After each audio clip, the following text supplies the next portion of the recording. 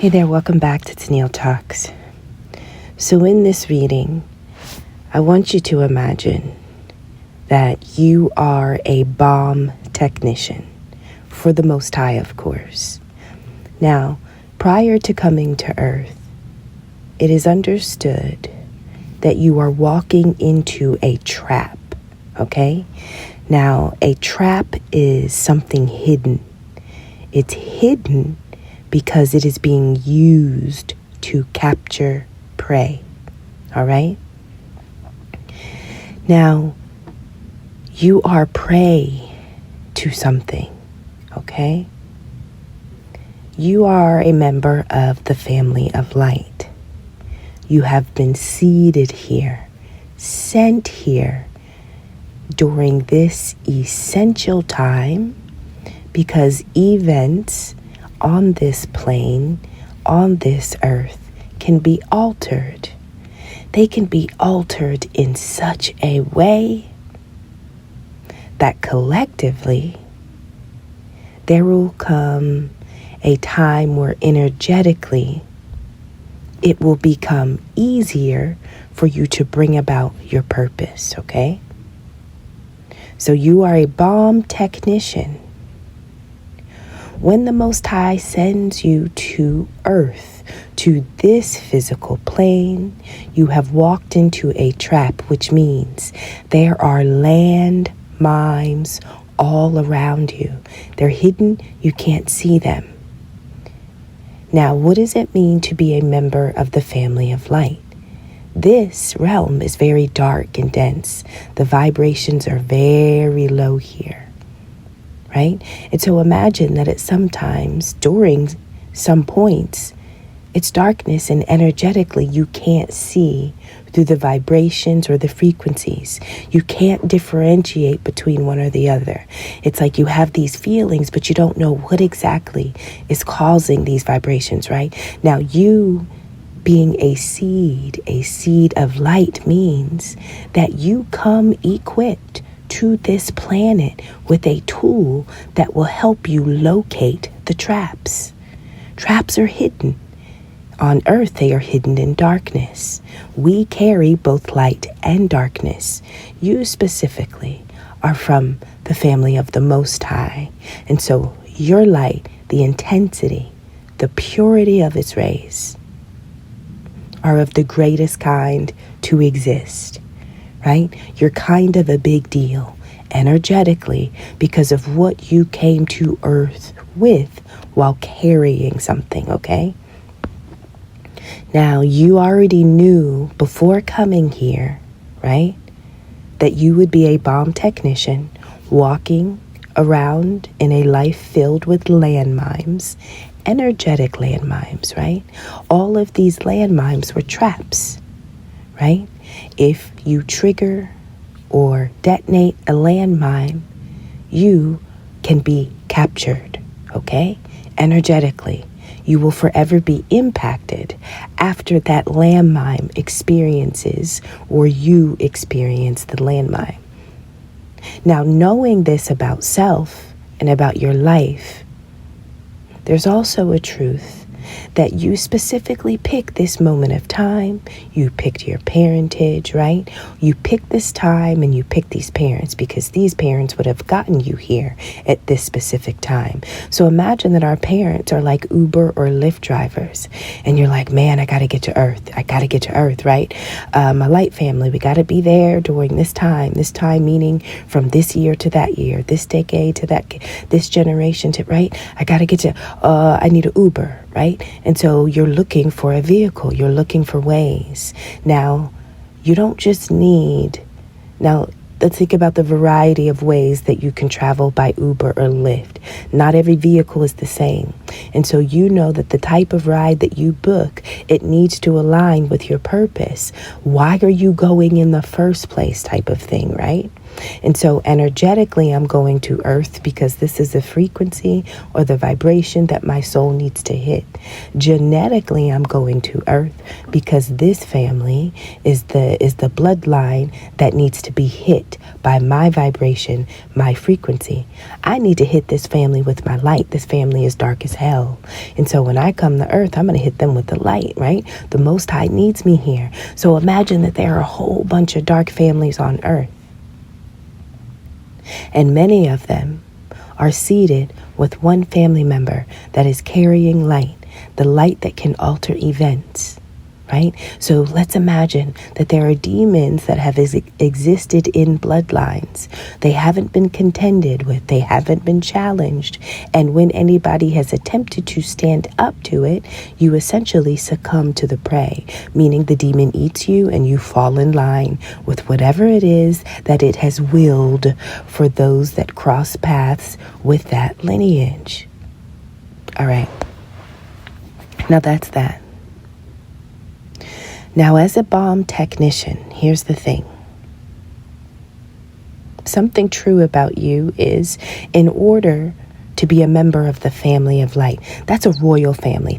Look, spiritually, cosmically, galactically, you are a member of the royal family. Don't pay attention to the ways that you have been dwarfed while here in your earthly life. To be dwarfed on earth is to be made mighty in spirit. One of the illusions is that you will believe that the insignificance and the lack of value that you possess on earth is equivalent to who and what you are called to be in the spiritual world, right? Don't confuse that. Don't fall prey to that illusion.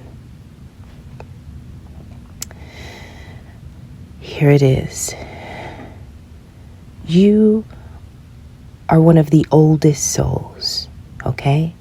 I know in this reading that I am being shown that you have a very old soul or a very ancient soul because we've got the energy of Archangel Metatron, who is said to be one of the oldest angels.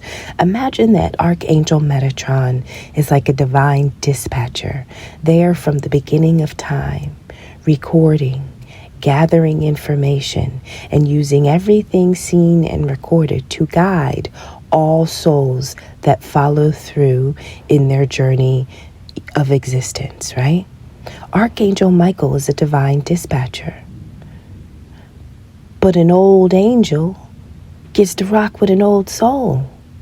If this is your divine dispatcher, you've been together for a long time. You are in a modern incarnation, but you are inspired by ancient or primordial, meaning first, some of the first societies to ever exist. You were there with them. Your soul remembers them. Your soul has the knowledge, the information.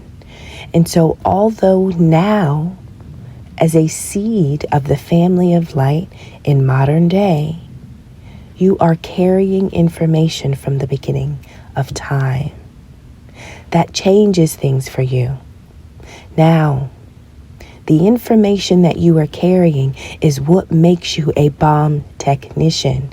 The Most High is not going to send their precious children to earth and not equip them with ways to navigate the traps that have been hidden in order to capture them as prey.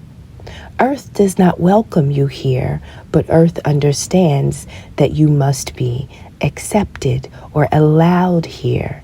Now, the way they make you feel welcome, now think about, walking into somebody's home that welcomes you versus walking into somebody's home that doesn't welcome you. Whether they say it with their mouth or not, you know when you're wanted, you know when you're not wanted. You know when somebody's fake and phony. You know when somebody's authentic and real. Okay? And so Earth, essentially, vibrationally, energetically, is not very welcoming to the family members of light. Why? Because those that are in control of Earth up until your presence, where you are about to change the game. Up until this point, they've been living with a certain amount of darkness where things can exist that are unseen. But when y'all come with all of your light that are seated in some of the darkest groups and families and organizations, you are put there to expose what has been hidden for a very long time. These families know and expect your coming. Why? Because these families have made deals, covenants, agreements, and pacts with demonic entities who have knowledge, awareness, understanding, and insight beyond the physical realm that we understand. There is an intelligence that supernatural frequencies, right, or existences have. And so if your family is in an agreement with the supernatural force, they almost have access to information. So any trap that your family sets is a trap based on guidance and intelligence from some type of dark force that is not really pleased with your presence. So when that dark force manifests through your aunt, grandmother, mother, father, cousins, brothers, when it manifests through those people, you will feel like you are not welcomed. Like this place is not like, I understand that we're family. You know, this is when you start to remember that family for you is very different than what it is for the rest of those that are in your family or around you. So the darkness that is not welcoming to the light makes itself known by way of pacts and agreements in the lineages that you are seated into. You chose these lineages energetically and genetically because these would be the best vehicles, journeys, or pathways for you to bring about your purpose. You needed this moment. You needed that family. You needed the experiences. You needed everything in order to make this shit come alive. And that's what's happening now. Things are coming alive. Events are being altered because of the way you are carrying your light. So in many of these families where light workers have been seated, a common truth that will be revealed is that accumulation of wealth, meaning 10 of Pentacles, decade after decade, generation after generation, year after year, month after month, ritual after ritual, libation after libation, prayer after prayer, donation after donation, offering after offering, accumulation of wealth was acquired by the family, aka the trap that you were seated into. Okay? And so this family, in order to transform their wealth, in order to transform their material existence, their material state of being on earth, this family participated in sacrifices or rituals that would take the soul, the life of another, right? You would sacrifice the joy of one soul's life in order to bring value to the lives and the souls of others. This is the trap where the light worker is born. Because guess who they're going to pick to sacrifice? It's going to be you every time. It's going to be you every lifetime. If you are a member of the family of light, you come into this thing knowing that you are being put into a trap. But here comes what it means to be the bomb technician.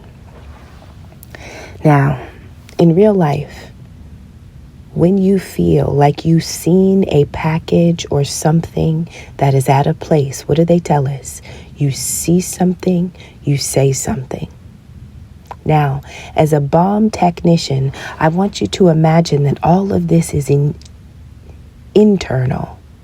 You are not walking around with a suit.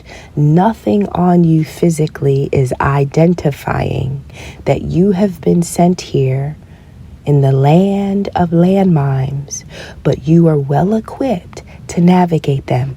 Nothing about you says that, okay? But that is true. This will become more true over time. Landmine after landmine, your ability to locate a bomb and break down or dismantle or deactivate a bomb is what increases. This is how you alter events. So check this. Imagine energetically in your ascension when you start to wake up to the fact that you are in a family, but you are not of this family. Energetically, vibrationally, when your soul starts to awaken your consciousness to that reality, when your soul starts to remember all that it has forgotten, I want you to imagine that all of a sudden you pick up a phone, and on the other end of that phone is a divine dispatcher. Every family of light member has a phone, an energetic cord to the spiritual world that connects you to your divine dispatcher. Baby, if you are an old soul, an ancient soul, a primordial soul, your dispatcher on the other line would be Archangel Michael. As old as you are, as long as you've been here, so too is that archangel, recording, documenting, seeing, and saying everything. And this is who you have access to when you wake up to the levels of you being this technician. This means you wake up not only to the fact that it's a trap, but you have abilities to navigate the trap, meaning you don't have to fall prey to the trap. At some point when you learn that, the game changes. This is when your light starts to become your light. This is when you start to be able to see in the dark. Here it is. A trap has been set to you. In this specific reading, this was a death ritual. This was a death trap. This was to use a light soul, a light worker, or a light being as a form of a service, right? They are using your soul to serve them as a way to accumulate them wealth. So a death trap has been set to you prior to your conception. This was always going to be written, that one day there would be a ritual. But here's the thing. I want you to imagine that, when you transition, a lot of people are buried beneath ground. They're in darkness. Now imagine that when you were buried, you were a caterpillar, right? But it wasn't known that you being buried as a caterpillar, it wasn't the end of you. It was the end, yes, of you being a caterpillar, but it was not known that you would come out, you would return, you would ascend, you would rise, and that when you would be seen again, you would be the same soul, but in a different shape. You would have gone through a metamorphosis. And so the trap was set. The ritual was done. And if we're talking the truth, like the burial happened too. The funeral was well on its way, right? But what does it mean to be this bomb technician? I got to break this down for you. So in your darkness, in your isolation, In that 21 day or so period of time when the caterpillar is tucked away, going through, listen, for some people that could be 21 years, 21 months, but there are levels to your caterpillars and your butterflies. You will be a caterpillar again and again. Each level of your ascension requires that you be a caterpillar. Then you be buried, meaning all of the darkness that you thought was real, it will surround you. It will surround you for a period of time until your light is activated. When your light is activated, finally you can see what it is. When you can see what it is, the metamorphosis begins. When you are finally changed and transformed as a result of the darkness that you've been in, you become this butterfly that has the ability to ascend, to lift off of the ground. The ground that you once crawled with your belly on is now the ground that you float and flitter and fly above. That's a whole different type of existence, but it's still one life. It's still one life. But that is what it's like to walk into a death trap or to have a death ritual performed on you if you are a seed of light from the Most High. It was always known that your family would use you to serve them. They're dark. The darkness is drawn to light. So as much as you were set up in a trap, they too would fall prey to their own trap. This is how it works. But it's not known until they see you with your wings that the trap was never a trap set for you. It was always set for them. While you're in the trap, I think it's about a 21-day period where the caterpillar is in its cocoon. That is when you are on the phone with your divine dispatcher. The first question you are going to be asked is, where is the bomb located? This is when you wake up and you're like, oh my goodness, right? And so when you are asked, where's the bomb located? You could say, it's in my family's home. It's in my workplace. It's at my school. It's in my extracurricular activity. And when I say the bomb, I'm talking about the trap, meaning a trap of darkness that is supposed to get you to succumb, to lose your light, to not use your light, right? These traps are supposed to get you to walk away from purpose. But remember, it was this family and this bloodline and this energy that you needed more than anything to make this purpose come true. So this trap and every other trap is actually set for you, even the ones that were supposed to be eternal, the ones that were supposed to take you away forever and ever. If you can hear me, the trap was not a success. At least it wasn't for you. That fate, that energy that was built into that ritual, that was built into that prayer, those donations and those offerings that were all poured into that libation. If you are hearing me right now, it missed you. It was always going to miss you. You got wings. You're flying above it now.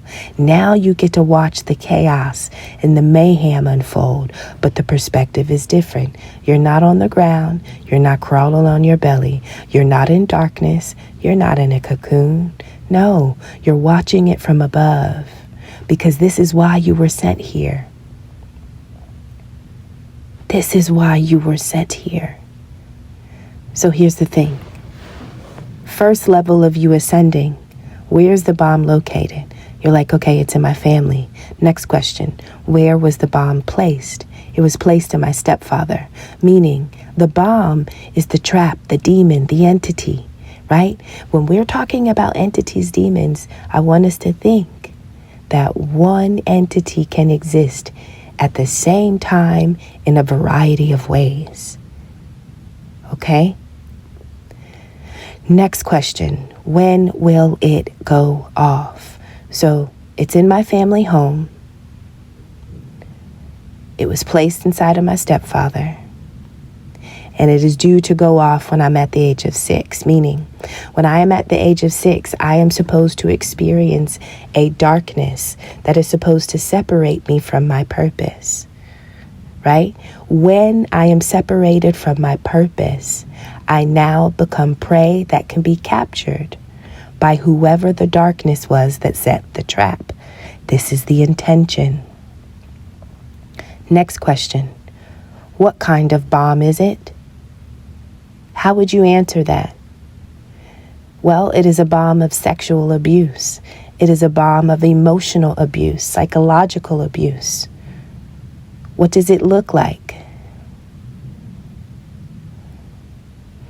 It looks like your boundaries being broken physically, in private, when nobody else is there. What else does it look like? It looks like being punished. How are you being punished? Well, I'm being sent to bed without food, or I'm being sent to bed with only a peanut butter and jelly sandwich because of something I did or didn't do. What else does it look like? It looks like severe punishment. In what way? Well, I remember washing the dishes and there was a dirty dish. And my stepfather, where the trap is located in, became so enraged and irate with the dirty dish that I could not go to bed until every dish in every cabinet was taken out and cleaned. Right? So there are many ways that these traps are set. Y'all, this is prey.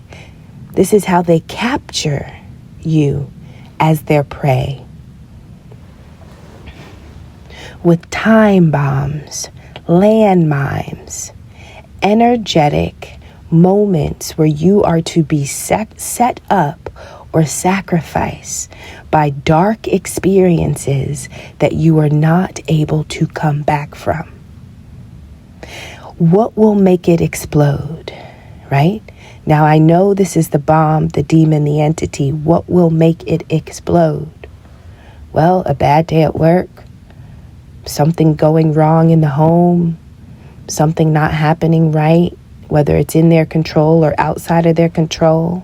Next, what is the reason for the bomb?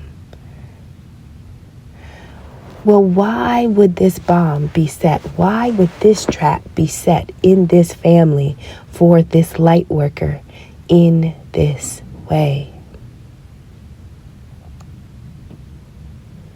And this is where things start to differentiate, right? Because there are many traps. That was just my stepfather trap. But then there's the mother trap, right? Then there's the sibling trap. There's the family member trap. There are many traps that have all been set in all of these people that are carrying the darkness that does not want to be exposed by the light that you carry. The darkness they carry is the entity that is in covenant, that is in agreement with that lineage, genetically and energetically. It is allowed to live there. You are forever an unwelcomed house guest every time you incarnate. And so, as an ancient and old soul, when you wake up, you start to be able to locate bombs. You can see where they're placed. You know when they're supposed to go off. You know what kind of bomb it is. You know what it looks like. You know what will make it explode. You know the reason for the bomb. There are 2 more questions that you must answer, or to kind of allow your divine dispatcher to know that you've got control over this situation. You are the technician that they meant to send here, so to speak. Where are you now? So in the moment when you wake up to the traps that were set throughout your life, the traps that were set almost as rituals to sacrifice you for service, to accumulate wealth, right? These things happened again and again. Now I feel like the final one is always supposed to be the death ritual, right? The death spell, the one where you don't come back. But that one is at the end of all the little ones that were almost like harvesting, or those were small deposits. The final death ritual is like the finale. This is what it was all leading up to. But you've got to be bled, drained, dragged, and harvested. You got to be squeezed. You got to get everything out of you that you possibly can. And so the traps will start in the womb, right? The waters that you were born into, the maternal waters, are traps themselves. And then all throughout your life. But I want you to understand that every trap to you reveals to you an aspect of your light. Every trap reveals an aspect of your light. When you come here, you don't remember a thing. You don't have a manual. And so the way that your light exposes the darkness over time becomes the manual. You are writing the manual on the fly. When you wake up to your divinity, you are not writing it alone. You've been here before. You've done this before. You are writing it with your divine dispatcher. Now, everybody is not tapped into the same spiritual team on the other side, right? And so I use Archangel Metatron because that energy is what comes forth, but also it talks about the wisdom of your soul, the knowledge of your soul. You're not a baby soul or a new soul like you're an old soul. You're an OG. Like this is what you do. What do we say? True to this, not new to this. This is your truth. This is all you know. This is not something new. You came here because this is what you do. You can alter events with the light that you carry. And what good is light if it's not going to be used in the darkest of places? So where are you now? That's going to be one of the final questions that you're asked. Where are you now? And when that is said, when that response is given to your divine dispatcher, I don't necessarily feel like it is given with words. I feel like it is a vibration. It is a frequency.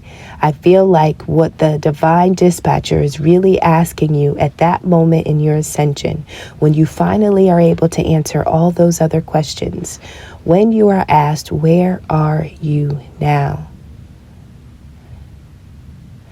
I feel like the best response spiritually is I'm accepting, almost like I am allowing. I have accepted the position.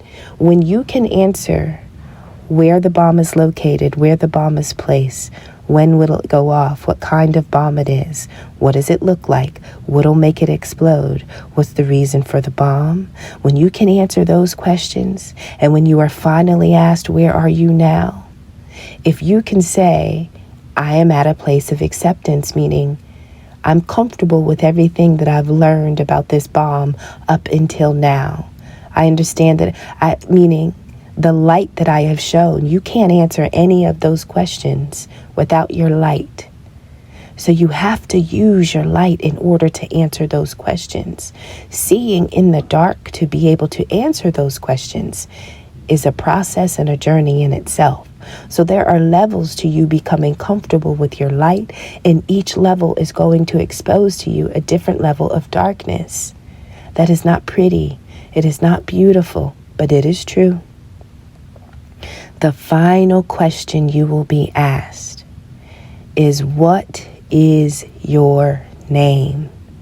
This is how the divine dispatcher ends the call, to make sure that you are you, and the conversation and the session that you just had was truly done at your own will, within your own power. So here it is. What is your name? Now, if I was asked that by my divine dispatcher, and if I said Tennille, they would have hung up, because Tennille ain't my name. Like Tennille is the name of my vehicle, it's the name of my car. In this lifetime, I am driving a Tennille, right? My soul is driving a Tennille. That's the car I'm driving to accomplish my purpose. Driving a Tennille energetically and genetically is what helps me accomplish my purpose. It gave me the best connection. It gave me the best opportunity. It set me up with the greatest potential. The Most High says, okay, as a member of my family of light, I need you to do this in this lifetime. These are all of your traps. These are all of the bombs. Some of them you will have to touch. Some of them, many of them, you will have to experience them blowing up and going off. Why? Because you need to know not to touch them again. You need to experience them in a variety of ways. You need to feel the aftermath of the trap, right? There are many different kinds of traps that will be set. You must experience every one of them to better use your light, meaning it's going to be dark until you put some light on it. But you got to be in the darkness. The trap will work at first, and then it won't, because you will start to deactivate it. Piece by piece, you will dismantle it, right? The best way I could have done that in this life with this family, with the energy that my soul needed to work through, is if I drove a Tennille. And so I'm driving a Tennille in this life. Now, when my divine dispatcher gets off of the call and says, what is your name? I can't say Tennille, because that would be what I'm driving. That's not me. That's what I'm driving. What is your name? Now, you are not going to make this phone call to your divine dispatcher just one time. You will make this call again and again and again. And the name that you use when you make this call will change depending on the type of bomb or trap that you've had to detonate, right? That you've had to break apart. So this is where my mind kind of went. I imagine that when you are ending your call with your divine dispatcher and they ask you, what is your name? I imagine that you will say 174 hertz, alleviate stress, 285 hertz, rejuvenation, 396 hertz, cleanse energy. Like I almost feel like you are using a frequency or a code, meaning I just stopped a bomb from exploding, and I stopped it with 852 hertz, removal of self-doubt. I just stopped a bomb from exploding, and I did it with 528 hertz DNA repair. I just stopped a bomb from exploding, right? And I did it with 963 hertz. I did it by connecting with spirit. And so I feel like when you sign off on the call with your divine dispatcher, there is a frequency that you should be speaking, vibrating, or emitting. And the frequency is attached to whatever that bomb was. So when they asked you, what does that bomb look like? Or what kind of bomb is it? The bombs that are sent or vibrations, they are energetic bombs that cause stress, that cause tiredness, that cause worry, that cause negativity to corrode your auric field, right? They are bombs that corrupt your DNA, distort your DNA. They are bombs that destroy relationships, break apart relationships. They are bombs that put you to sleep, that stop you from waking up to your intuition. They are bombs that cause you to be so afraid of failing that you never even try. There are bombs that are so severe that you'll never look to God again. You'll never want to seek to connect to spirit again. And so there are frequencies that you must name physically, vibrationally, in order to end the call, to make sure that you really have dismantled that trap. You've dismantled that landmine. Now, I'm going to take it one step further. When we're talking about a name, I believe that we are looking for the hertz or the frequency. But I also think it is absolutely okay to know the entity that you just slayed. Because I can imagine that y'all have done this before. They've been hiding again and again, right? Decade after decade. Entities are just like slippery little, and not little, but I mean little because it is something that you are bigger than, even if it doesn't want you to believe you are, right? So imagine, you'll say, 396 hertz, release worry due to Absalom. 417 hertz, cleanse negative energy due to Leviathan. Like, imagine if you name the hertz, but then you name what you did and you name the entity that you just destroyed, right? Like, every light worker needs to get to the point where their light is so exact, where they can see it and say it without fear. They can name it. So when the divine dispatcher says, "What is your name?" you need to sign off by naming your vibration, naming what you just corrected, and naming the entity that you had to slay in order to make the correction. One of the reasons why I talk about Absalom is because I recognize that we are put into very dark families. And Absalom thrives on jealousy or envy. I looked up, what is the name of, demons of jealousy? Now, if you are an old soul, you are not going to be calling the demon the same thing every life. Because guess what? You were alive in the Roman era. You were alive in the Greek era. You were alive, when Egypt was at its prime. And so you have lived in many societies and many times. And so you get well versed, right? But jealousy looks the same whether you're wearing a loincloth or Ralph Lauren. Like, jealousy looks the same. Certain things don't change. The families that light beings are born into, many times, the root or the entryway, the access point where demonic activity or demonic covenants were allowed to make themselves known or offered temptation, right? Because listen, everybody is driving a vehicle. I'm driving a Teneo. But everybody can't get in my vehicle with me. My light won't allow it. But if there's a certain amount of darkness that I allow in my vehicle, well, then guess what? Absalom can absolutely ride with me, right?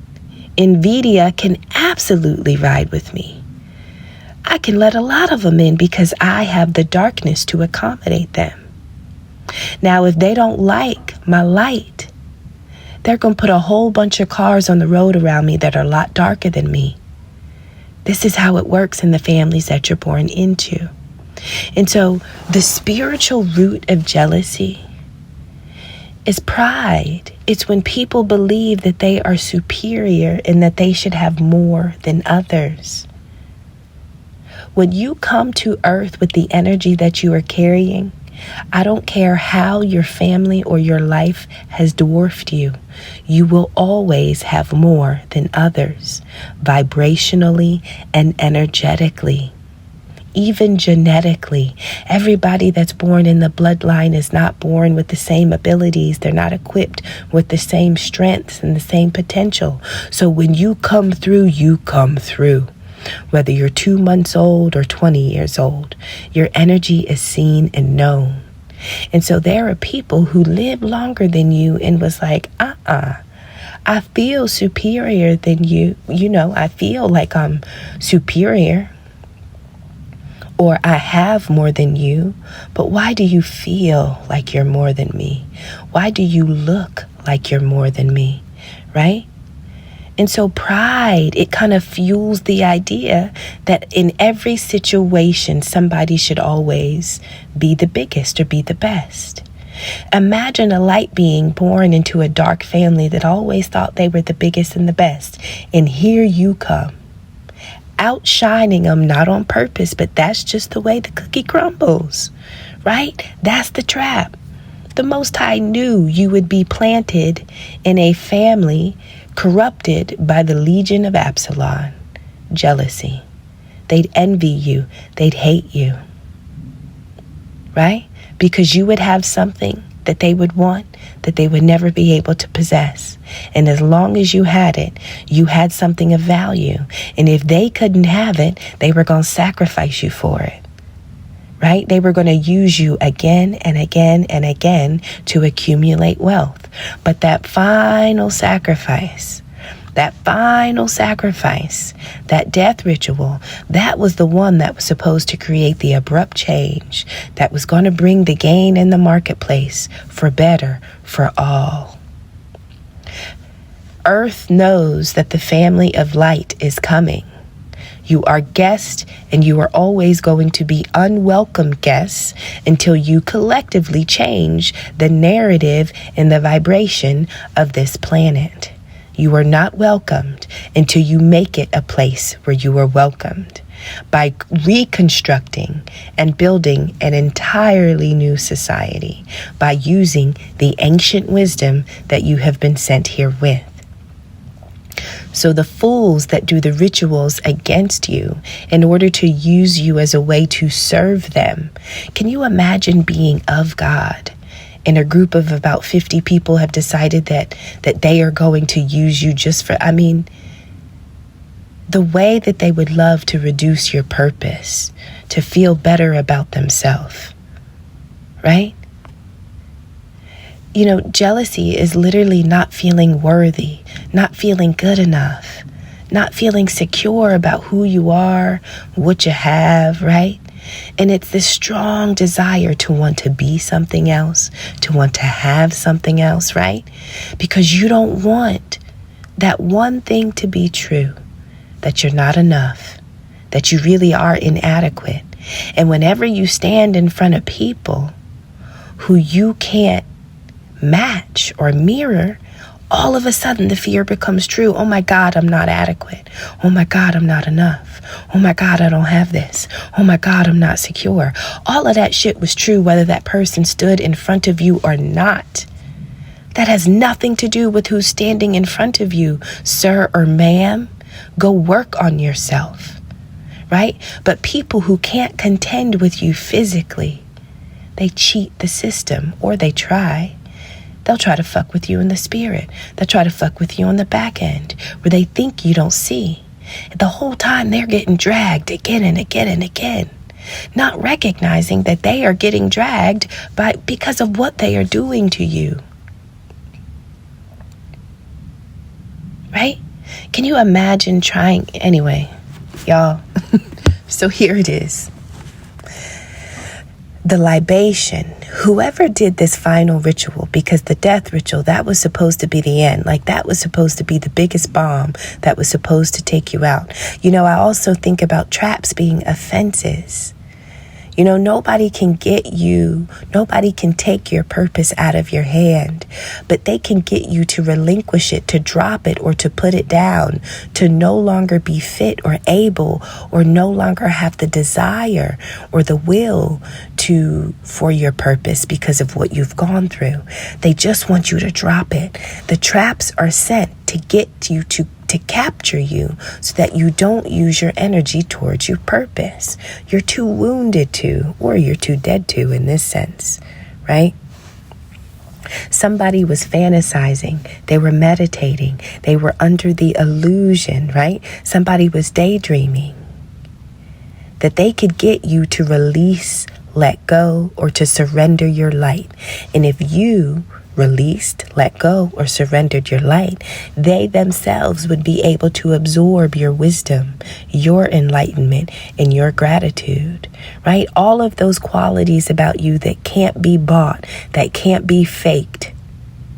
Those are the qualities that people want, right? Now, they would only use it to buy purses and cars and clothes, right? They wouldn't genuinely use it to create an entirely new system.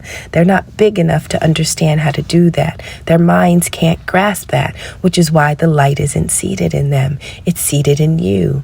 And so when they challenge you, it is really the moment in time that they will forever be changed. This is where they become the prey that you will capture.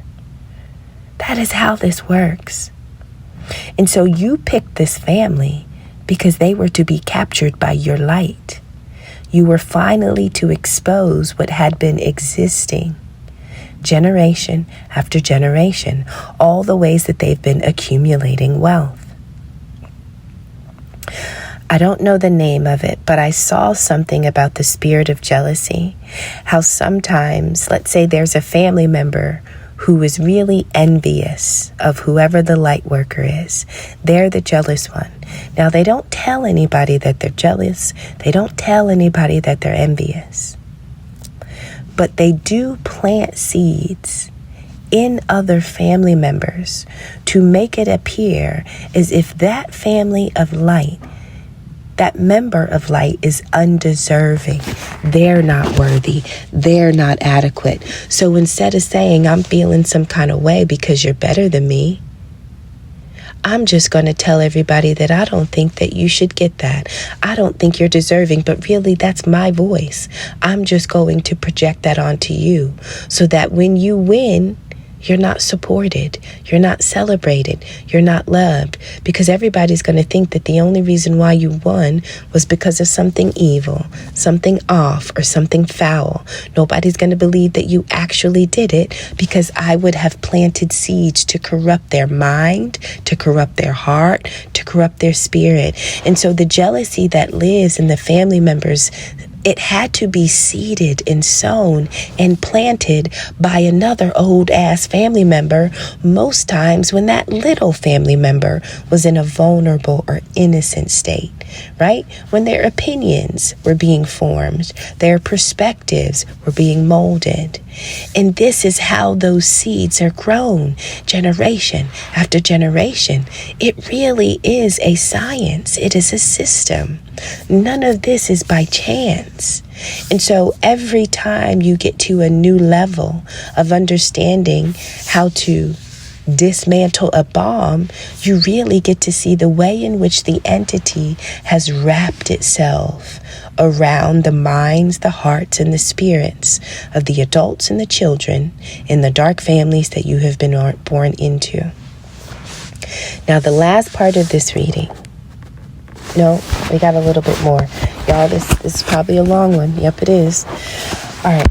So here's the thing. When you're on the phone with your divine dispatcher, you have to answer those questions. But I want you to know that your spirit team, whoever it is that you are vibrationally channeling on the other side, as you are going through these levels of ascension and understanding who you are and what you're here for, on the other side of that, your dispatcher is listening for certain things. The dispatcher listens to your voice, your speech, your behavior, and your background noise, right? Imagine Archangel Metatron being on the line with you. And when you're talking, they're really listening to understand how you are expressing your desires. What is it that you want, right? What speech? What are the words that you're using? Behavior. How are you acting? What's that background noise? Background noise is what can sometimes negatively impact communication. So Archangel Metatron wants to know about your voice, your speech, your behavior, and your background noise, because all of that is going to reveal the state that you are truly in. That is what reveals your exact position on your journey. That is what reveals whether or not you're in alignment. It's not about whether or not you found the bomb. Yes, you dismantled the bomb. But how are you after? How are you holding up? That's essentially what the divine dispatcher wants to know before you hang up the phone. What are you needing? How are you expressing what are you needing? What are you saying? right? Are you at peace with what just happened, right? How are you acting? Are you acting like yourself? Like, how do you bring yourself back to normal after you deconstruct these bombs, after you deconstruct these demons, after you see all the ways in which people have set traps to capture you? How are you after that? Because that is when the real pressure begins. All right, y'all, I got to go one more level, okay? And I think this will pretty much be it. Actually, no, 2 more levels, okay? So here's the thing. I looked up the FBI because, I mean, there are real people who are bomb technicians, you know, and they work for the countries, you know, that seek to remain leaders of the free world. You got to have the best of the best protecting you. You have to have the best of the best working for you in order to not be trapped or to not fall prey to the ways in which the enemy wants to capture you, right? And so as members of the family of light, you're coming here and you know that there are traps meant to capture you. So the FBI, when looking for people to work for them, they need to make sure that you are fit. And I found that these qualifications are very similar to what the Most High would require from us after we've gone through a trap. Do you demonstrate reliability? Do you have sound judgment? Do you display emotional stability? Are you trustworthy? Are you eligible to attain and maintain top secret security clearance? Imagine that is the condition of your employment as a bomb technician. Those are the conditions of you being a member of this family of light. Being reliable, having sound judgment, emotional stability, being trustworthy, and being able to keep secrets. Being able to know that not everybody can know everything at any time. Now, if somebody is nosy enough to find out, then they're nosy enough to just receive the consequences, right?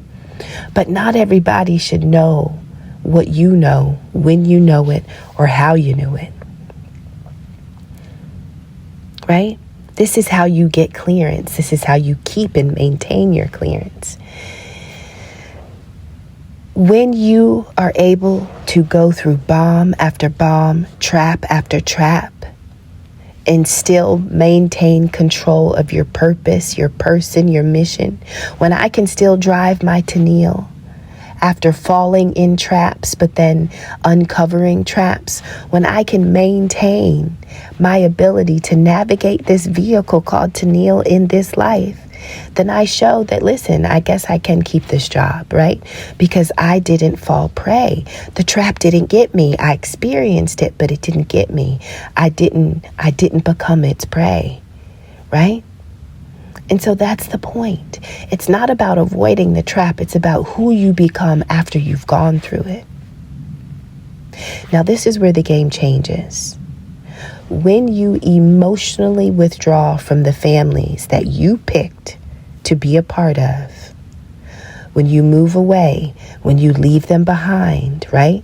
All of those things that used to be familiar, when you finally start to go discover the territory that you've never known, when you cut the cord, I want you to imagine that every trap they ever set, all of a sudden they fall in it.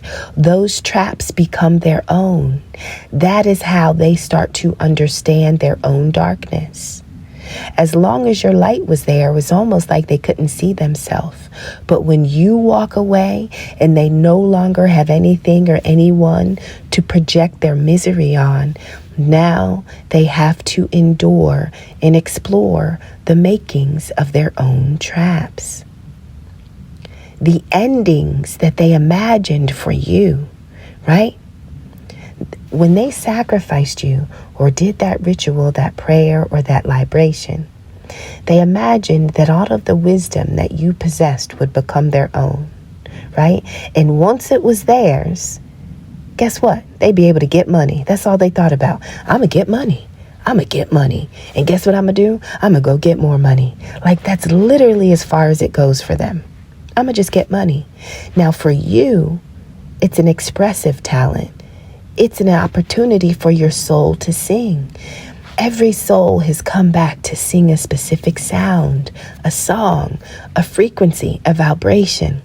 And if you are of the family of light, when you sing, when we sing collectively and in harmony and with another, we change the system, right? Sacrificing you in a death ritual pretty much guarantees that you won't be able to sing your soul's song, right? Your process of your soul's song, the way you share your joy with the world, that's eternal. You've been singing this thing life after life. And in this lifetime, they wanted to put that sound out forever.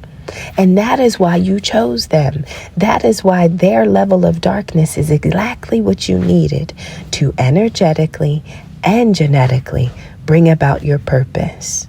Because they would be dumb enough to try to stop you from singing. And the consequences of every trap that they set to stop you from singing is what they face. Now, this is really where it ends, all right? Now, there's someone that comes out in the energy of loneliness. Now, there may have been a period of time where you appeared lonely, but there's someone here who is haunted by the fact that they gave up love. This is giving me the idea of selling your soul, because when you sell your soul, you essentially say, I'm never going to experience love. You know, love is why we come here. We come here to attach to everything so that we can detach from it and recognize that we have always been a part of Source. We never needed anything extra, right? We're close. We have everything we need. Source is us, in us, around us, through us. And so all of the things that we tangibly attach to on earth, love is really about learning to I didn't need that. I didn't need that. I didn't need that. And every level you learn that you're enough. You learn to be secure in your own existence, even when you have very little. So there is someone who was not able to become comfortable with the little that they had, which would propel them to do a sacrifice in order to gain, right? So somebody who's lonely, somebody who's without love, somebody who essentially sold their soul and gave up on themselves, right? This is the person who's wearing the mask, the Decepticon, the envious one. This is the Seven of Swords type energy, a lonely person. Right? Somebody who gave up their ability to ever experience love because of the deal, the agreement, or the pact that they made. So you mean to tell me that you threw your soul away and you gonna be mad at me because I didn't throw mine away? Like, it's that kind of energy. And then this is what I thought of when I got to this part, y'all. I wrote it down. It says, celebrities are like animals in a zoo. We all pay to see them attempt to live normal while captive. When people sell their souls, you know, I feel like celebrity, that's the point of a celebrity, is to lead us to thinking that lifestyle is the way. But in order to even live that way, you had to have sold your soul. Right? Now, animals don't choose to be captive, but essentially I feel like celebrities are in a zoo. They've chosen to be on display. They've chosen to be a part of this exhibit, right? And it looks like they're living normal, but there's no way you can live normal when everybody's watching you. Like, nothing's normal about a zoo. There are animals, they're in a habitat, but it's not natural, right? And they're attempting to do normal shit in a very unnatural way. But unlike the animals in the zoos, the celebrities chose to do that. Why? Because they believed that platform was the way. They believed that something about that held prestige, right? And so somebody that was foolish enough to follow that way, right? Somebody who had that mindset, I want to be famous, I want to have money, I want to be rich, I want to be a celebrity, right? And so they sold their soul. They'll never experience love or companionship, right? And so now they're mad at you because you didn't do that. Because you didn't make the choices. Can you imagine somebody being mad at you because you didn't do the stupid shit that they did.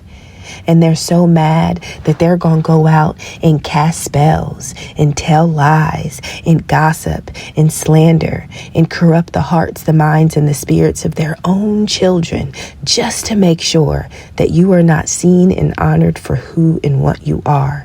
Can you imagine?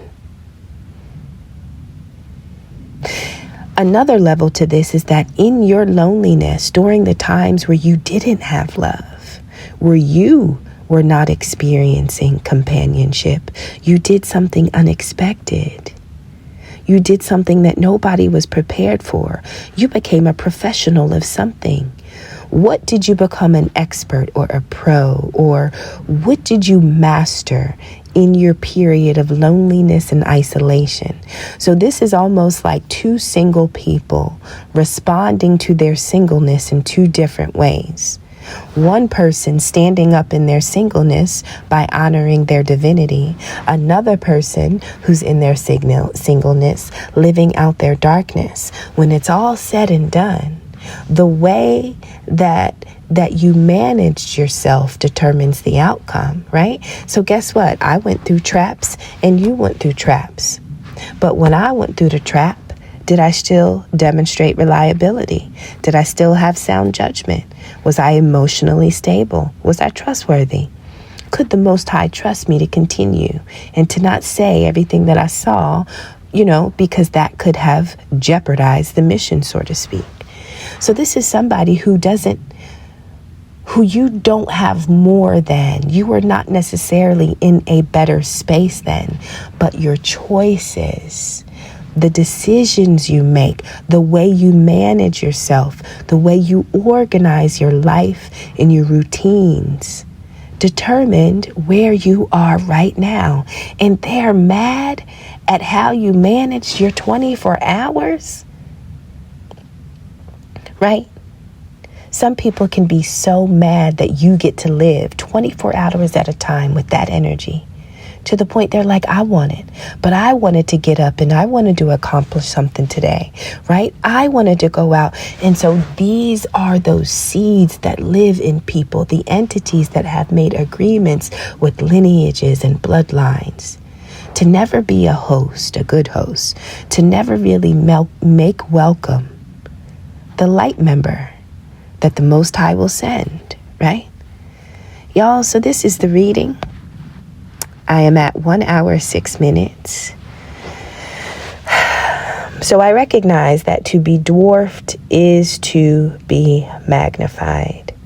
To be dwarfed in the physical world, for many of us, is to be magnified in the spiritual world.